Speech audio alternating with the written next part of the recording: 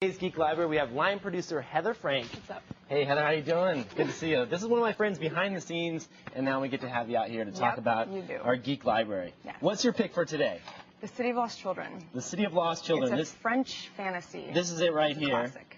And classic. It's a cult classic, and it's available on DVD. Yes. And how long has this been out for?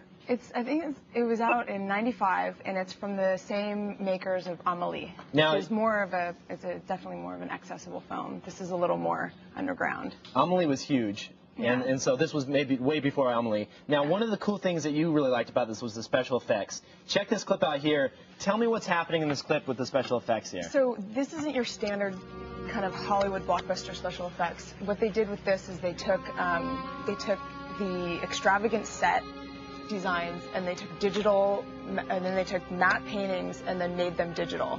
So what you see behind the background there, that backdrop is really just a painting, and then that's a set there with a pool, and then they created all the objects around that. Yeah. Now, another thing is the gadgets that they have in the film. Those are really cool. Yeah, what are the different cool. gadgets that they have? Well, one of the characters, this guy Krank, he is the one that kind of owns this kingdom in the water, and he can't dream.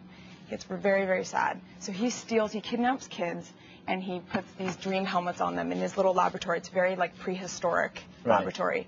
And these helmets transfer the children's dreams into his head, which is vacant of dreams. So if he can't dream, he shrivels up and dies, right? That's the whole premise of it. I mean, he doesn't have a soul. He's trying to add to the depth of his person with these dreams. I mean, you can't dream, that's, you're completely empty. Now, you said he gets the kids for the dreams. Where does he get the kids from? The kids come from, there's a group of Cyclops, it's like a cult of Cyclops dudes with mechanical eyes.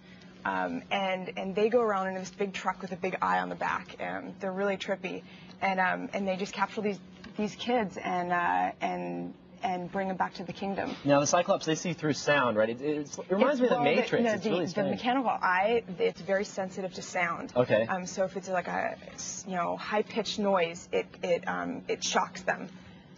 Now, what about the brain? We've got to talk about the brain. The brain's the craziest thing. Really cool. Okay, so it's in the laboratory. It's in sort of a fish tank, and I think of the brain as sort of a character.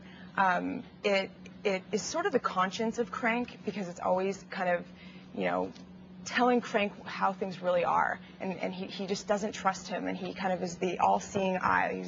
He's watching over all the kids, and he's a good brain. He's a good guy. He's trying to help. And he uses a net cam like this. Yeah. He's sort of this eye. He kind of watches over the laboratory. It looks much like this actually in the movie. It's really crazy. It reminds me of like a Tim Burton film or something like that. Yeah. Really crazy special effects, all kinds of crazy stuff. But yeah, it's super cool. Definitely worth checking out. Yes. But if you want to get the deets on why you should absolutely, positively, no excuses, check out this movie. You're going to want to read Heather's article, and that's at thescreensavers.com. You put all the information in there, and it's worth checking out.